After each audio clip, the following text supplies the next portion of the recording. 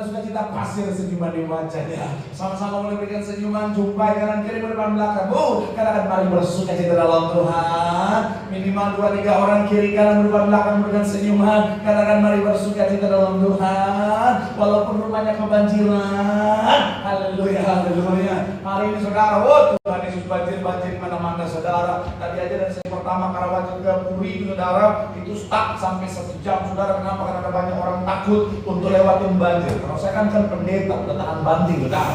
Selama mobil untuk lalu semuanya, mari kita maju saudara.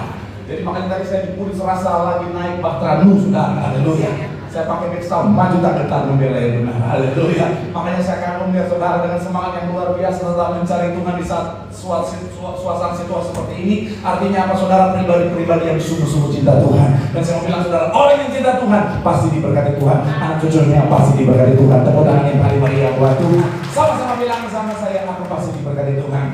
Anak cucuku pasti diberkati Tuhan. Bilang kanan kirimu, kamu juga pasti diberkati Tuhan. Bilang sama yang ngomong, kamu luar biasa.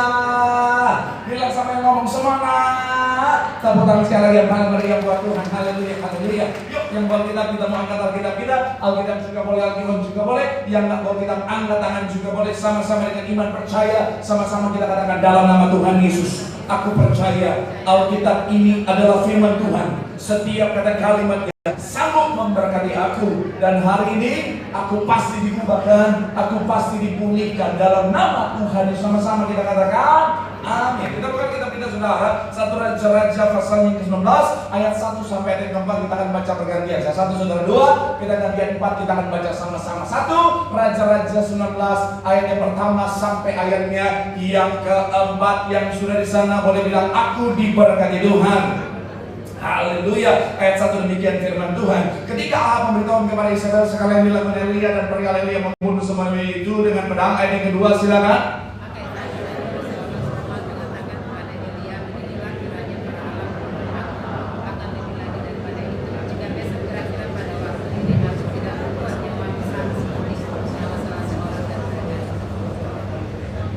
Ayat ketiga dikatakan apa? Maka takutlah ia, lalu bangkit dan pergi menyelamatkan nyawanya. Dan setelah sampai ke Beersheba yang termasuk wilayah Yehuda, ia meninggalkan bujangnya di sana. Ayat 4 sama-sama 3. Iya, tetapi ia sendiri masuk ke padang gurun sehari perjalanan jauhnya, lalu duduk di bawah pohon ara. Kemudian ia ingin apa? Katanya, cukuplah itu sekarang ya Tuhan, ambillah nyawaku sebab aku ini tidak lebih baik daripada nenek moyangku. Saya mau bilang saudara, bicara tentang dalam kehidupan setiap kita, siapapun bisa mengalami yang namanya stres dan depresi saudara. Karena begini saudara, bicara tentang dalam kehidupan setiap kita, namanya badai kehidupan dalam kehidupan setiap kita, namanya badai kehidupan bisa bicara tentang masalah, tentang persoalan bisa datang kapan saja. 2 minggu yang lalu kalau nggak salah kita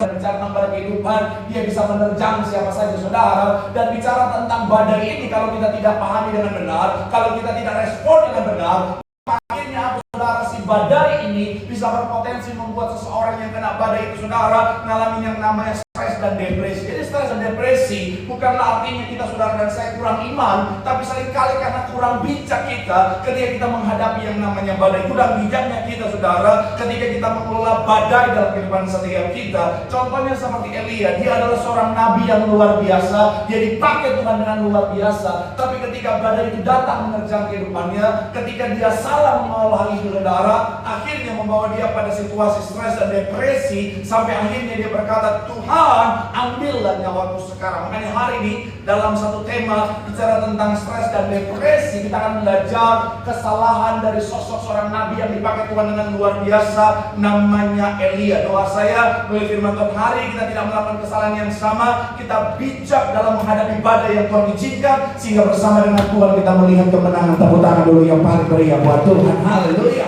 So, apa pelajaran berharga dari kesalahan seorang nabi besar namanya Elia? Yang pertama adalah bicara tentang fokus pada problem, bukan kepada Tuhan. Sama-sama bilang sama saya, fokus pada masalah. Sama-sama bilang sama saya, bukan kepada Tuhan. Nah, coba kita lihat saudara ayat yang kedua sampai ayatnya yang ketiga. Ayat 2 sampai yang ketiga sama-sama kita baca saudara. 3. Iya. Maka Isabel menurut seorang suruhan mengatakan kepada Elia, beginilah kiranya para Allah menghukum aku, bahkan lebih lagi daripada itu, jika besok kira-kira pada waktu ini aku tidak membuat nyawamu sama seperti nyawa salah seorang dari mereka itu para nabi Baal yang dihabisi oleh dia. Saudara, dikatakan apa?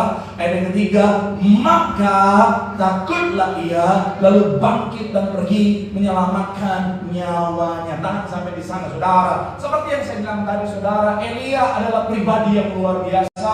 Dia seorang nabi Tuhan yang luar biasa. Dia dipakai Tuhan dengan kuasa yang besar, kuasa yang luar biasa. Oleh doanya api turun dari langit, dan akhirnya saudara menyatakan kemenangannya atas 450 nabi Baal, padahal dia sendirian saudara. Dalam konteks pada saat itu saudara, dia seorang hamba Tuhan sendirian bersama dengan Tuhan. Dia kalahkan 450 nabi Baal saudara.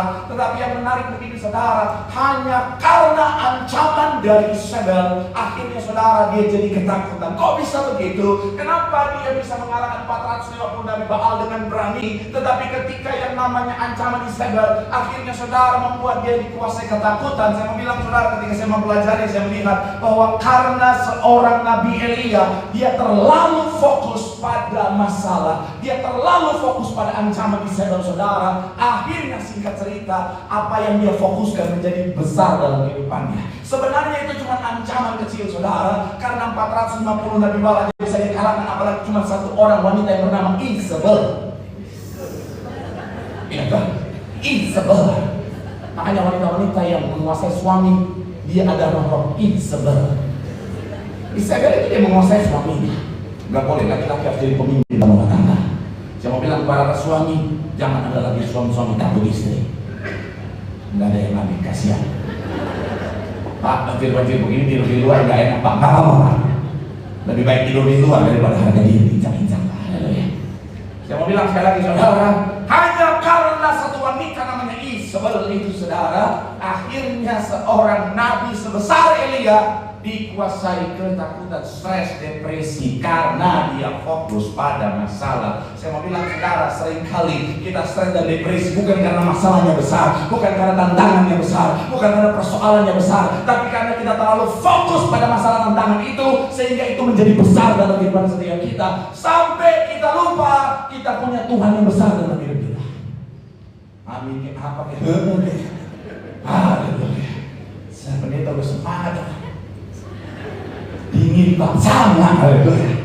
Saya mau bilang sekali lagi saudara, seringkali dalam hidup kita kenapa kita stres dan depresi? Karena sekali lagi kita terlalu fokus pada masalah. Setiap orang punya masalah, setiap orang punya tantangan. Minggu lalu kita sudah belajar, tidak ada yang lebih daripada kapasitas kita. Tuhan yang tahu kapasitas kita. Tapi kenapa seringkali terlihat lebih besar dari kapasitas kita? Karena kita terlalu fokus pada masalahnya, sehingga kita lupa sekali lagi kita punya Tuhan yang besar. Maka saya suka satu kalimat dalam sebuah lagu bilang begini saudara, hebatnya tantanganku, lebih hebat Tuhanku.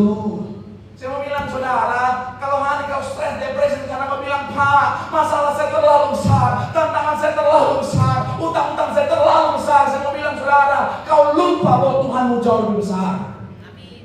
Terima kasih buat 14 orang yang bilang amin. Haleluya. Saya mau bilang sekali lagi saudara, ayo, jangan pandang masalahmu, jangan pandang tantanganmu, jangan pandang sakit penyakitmu. Bukan berarti akhirnya saudara kita melupakan, bukan berarti akhirnya kita tidak mengindahkan, bukan berarti akhirnya kita menipu diri kita bahwa itu nggak ada, bukan. Tetapi ketika kita pandang Tuhan kita punya kekuatan, kita punya iman untuk menghadapi tantangan kita saudara, dengan gagah berani. Saya nggak tahu apa yang sementara saudara hadapi, masalah keuangan kah, masalah kesehatan kah, masalah apapun itu saudara, tapi pandang Tuhan, kita akan lihat Tuhan kita jauh lebih besar. Dan kalau kita punya Tuhan yang lebih besar, kita akan punya iman yang besar bahwa Tuhan yang besar sama mengalahkan setiap masalah. Kita akan melihat Tuhan buat Tuhan. Bilang sama kanan kirimu, jangan fokus pada masalah, fokus pada Tuhan. Tuhan kita jauh lebih besar. Sekali lagi tepuk tangan yang paling meriah buat Tuhan. Haleluya. Yang kedua, apa pelajaran berharga dari kesalahan Nabi Elia? Yang kedua adalah terjebak pada standar dan perbandingan manusia. Sama-sama bilang sama saya terjebak. Sama-sama bilang sama saya standar manusia. Amin. Coba kita lihat ayatnya yang keempat, masih dalam yaitu pembacaan kita 1 Raja-Raja 19. Kita lihat ayatnya yang keempat. Haleluya, terpuji nama Tuhan. Yang sudah di sana, ayat yang keempat boleh bilang aku diberkati Tuhan. Ayat yang keempat boleh bilang aku diberkati Tuhan. Sama-sama.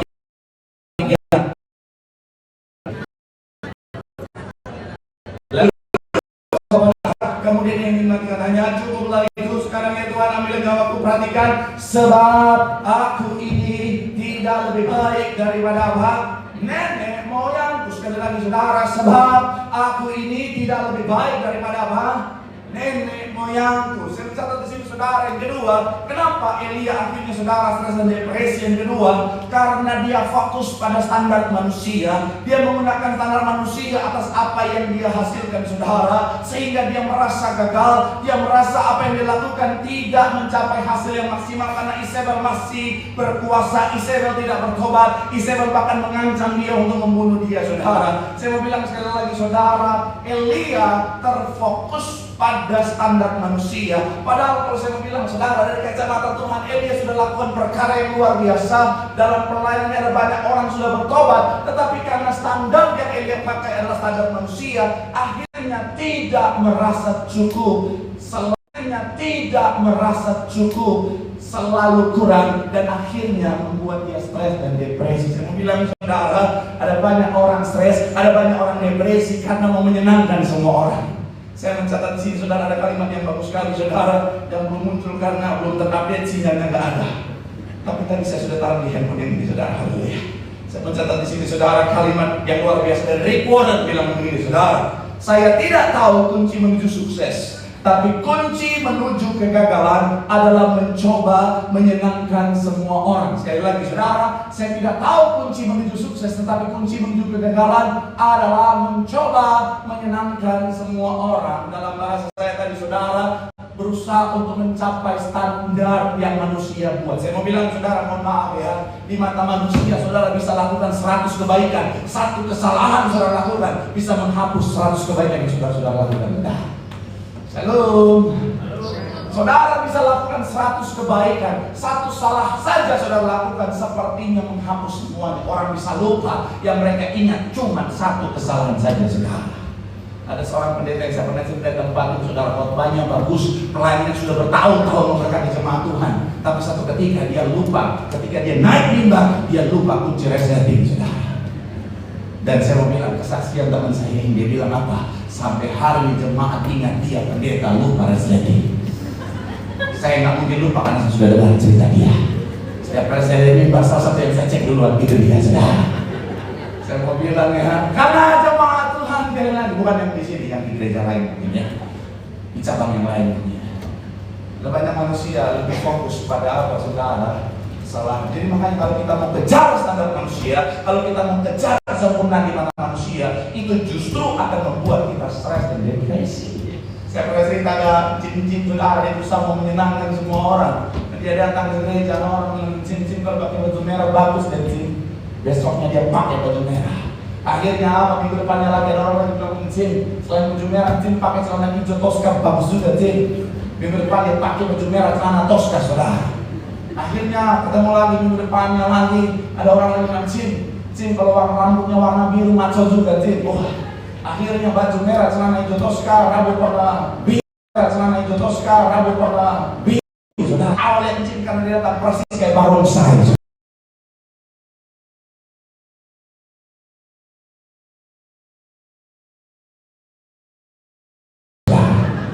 Saya mau bilang gak akan bisa memenuhi ekspektasi manusia.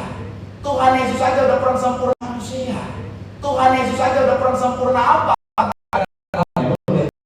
Saya pendeta saja kalau saya bercanda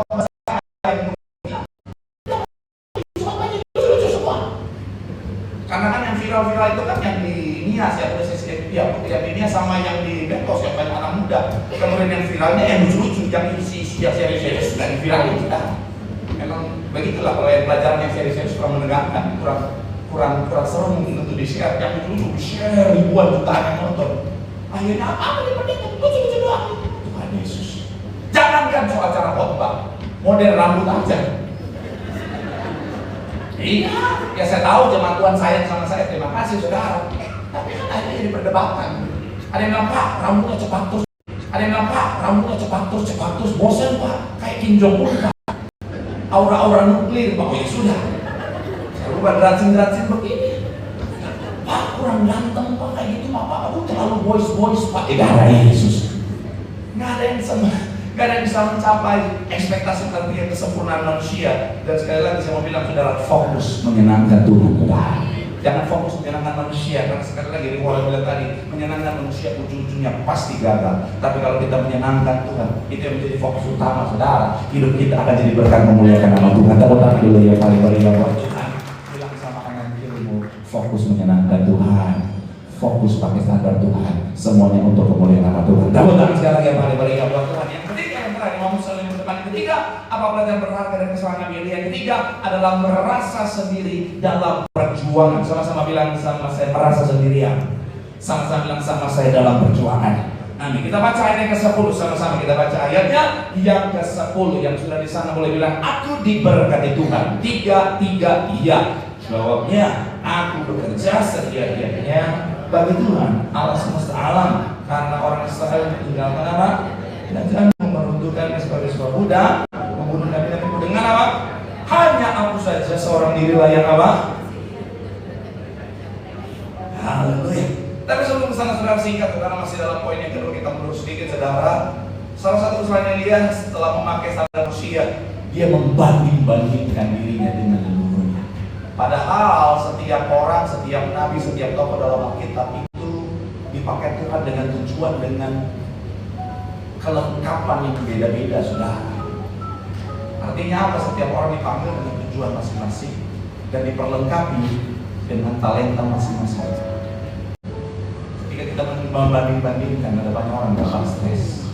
Sebenarnya ada banyak orang zaman sekarang saudara bahagia dengan gaji 5 juta misalnya, tapi menjadi gak bahagia karena dia lihat teman satu SMA-nya gajinya 6 juta.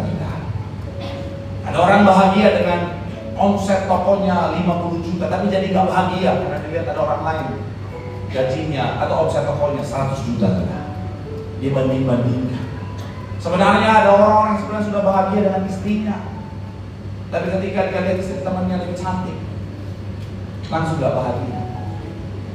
Ada orang istri sebenarnya udah bahagia dengan suaminya, tapi ketika dia bandingkan suami dia yang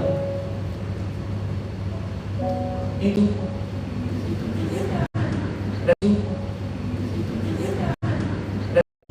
karena kalau banding-bandingkan stres, karena anak muda itu gara-gara dia lihat temannya punya handphone iPhone 17 terbaru, dia jadi handphonenya yang tanggung gitu saudara. Temannya punya handphone iPhone 17 terbaru, dia jadi handphonenya yang tanggung gitu saudara. Handphone canggih ini udah pakai dingin, cuma karena apa bersyukur. Banding-bandingkan ingat satu pujian, coba sudah. Amin. Pak, kalau kau lihat istri temanku lebih cantik Pak, hanya karena kau gak pernah lihat dia tanpa dandan Pak. Selama ini kau lihat istri temanmu selalu dandan, makanya kelihatan cantik. Kalau gak dandan, buru-buru juga sih Pak. Iya, karena wanita tuh ketolong sama dandan. Sekalipun bisa Blackpink, kalau gak dandan, ya cantik juga sih maksudnya. Dia beneran Pak, dia beneran Pak. Sama. Kau lihat suami teman royal, kau gak lihat dia minta berapa tahun? Saya mau tahun kemudian baru puji Tuhan. Jangan banding-bandingkan. Bersyukurlah, maka semua akan terlihat sempurna. Katakan amin. Bilang sama kanan kirimu bersyukur. Bilang sama yang jangan banding-bandingkan. Bilang sama yang ngomong kamu juga jangan ngomong doang. Tepuk tangan dulu ya paling meriah. Yang terakhir pelajaran dari kisahnya Elia adalah karena dia merasa sendiri. Dikatakan sekali lagi sudah ayat 10, hanya aku seorang dirilah yang masih hidup. Elia merasa dia adalah salah satunya pejuang yang tersisa. Saya sampai akhirnya meneliti saudara. Dan ketika saya menemukan saudara, ternyata masih ada 7.000 orang lain. Kemudian masih ada 100 nabi lain yang diselamatkan oleh obatnya. Jadi gak sendirian. Cuman kenapa dia stres depresi? Karena dia merasa sendirian. Dan iblis memang pintar dalam hal ini saudara. Dengan kebohongannya, seringkali dia membisikkan, kamu sendirian, kamu hanya sendirian, kamu gak ada yang peduli sama kamu. Hanya kamu yang menderita seperti ini, gak ada yang lain, kamu doang. Nah, orang dalam kesendirian itu saudara, akhirnya lupa. Orang yang merasa sendiri atau kesepian secara kronis saudara, beberapa jurnal mencatat itu dampaknya sangat-sangat negatif sekali. Yang pertama, merusak tubuh secara luar biasa. Karena orang yang merasa sendiri secara fisik dia akan rusak sama seperti orang yang merokok 15 batang sehari. Kemudian memicu stres kronis. Kemudian meningkatkan resiko penyakit jantung koroner dan stroke sampai 30%. Kemudian orang yang merasa sendirian melemahkan respon, rasa sakit karena otak memproses penolakan atau perasaan ditinggalkan. Diare yang sama dengan rasa sakit fisik, mempersempit pembuluh darah, volume otak dalam bagian mengatur emosi menjadi lebih kecil, kehilangan makna hidup dan tujuan hidup, dan yang paling mengerikan, meningkatkan resiko kematian dini hingga 32%. Jadi sekarang bisa membilang saudara, hati-hati. Sekalipun mungkin saudara bilang sama saya, ya Pak, kalau Elia kan dia cuma merasa Pak, pada kenyataannya saya memang sendirian Pak.